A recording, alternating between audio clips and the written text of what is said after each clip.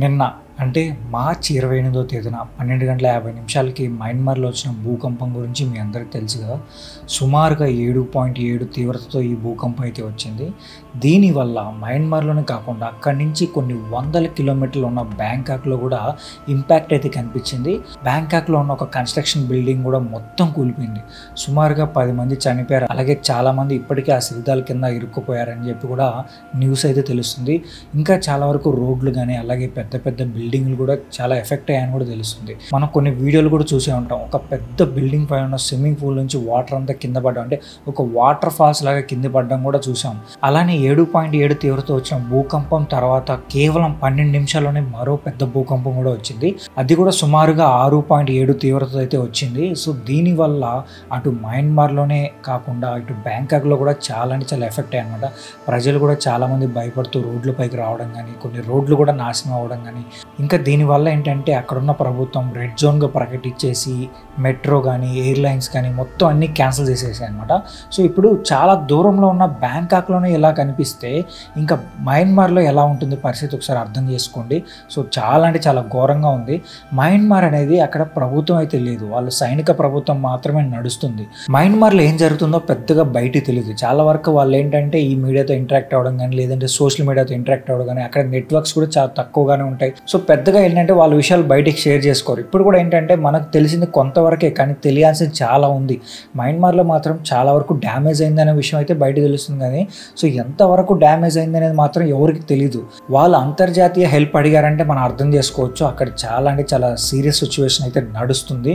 So చాలా వరకు buildings కూలిపోవడం కానీ, అలాగే మసీదు కూడా కూలిపోవడం కానీ, ఒక ఫేమస్ బ్రిడ్జ్ ఉంది అది కూడా కూలిపోయిందని కూడా చెప్తున్నారు. అలాగే చాలా వరకు రోడ్లు నాశనమైందని చెప్తున్నారు. అండ్ సుమారుగా 144 మంది చనిపోయారంట. ఇంచుమించు 700 మంది పైగానే గాయపడ్డారు. ఇంకా చాలా మంది అయితే శిథిలాల కింద ఇరుక్కున్నారని కూడా అక్కడి నుంచి న్యూస్ అయితే తెలుస్తుంది. మనం కూడా దేవుని కోరుకుందాం. సో శిథిలాల కింద ఉన్న వాళ్ళకి ఏం కాకుండా వాళ్ళు కూడా బయటికి రావాలని. ఇప్పుడు ఈ మయన్మార్లో ఇంత తీవ్రత గల భూకంపం ఎందుకు వచ్చింది దాని గురించి అయితే మనం మాట్లాడుకుందాం. సగాయింగ్ ఫాల్ట్ అంటే మయన్మార్ దేశంలో ఒక పెద్ద లైన్ లాంటిది. ఇది భూమి కింద ఉన్న రాళ్ళ పొరల మధ్యలో ఉంటుంది. ఈ లైన్ ఉత్తరం నుంచి దక్షిణం వైపు వెళ్తుంది. మయన్మార్ మధ్యలో ఉంటుంది.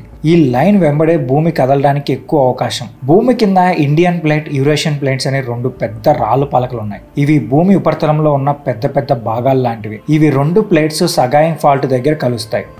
ఇండియన్ ప్లేట్ ఉత్తరం వైపు వస్తుంది, యూరేషియన్ ప్లేట్ దాన్ని ఎదుర్కొంటుంది. ఈ 2 ప్లేట్స్ ఒకదానికొకటి రుద్దుకున్నాయి, అంటే ఒకటి పక్కకి మరొకటి ఎదురుగా సైడ్ అయ్యాయి.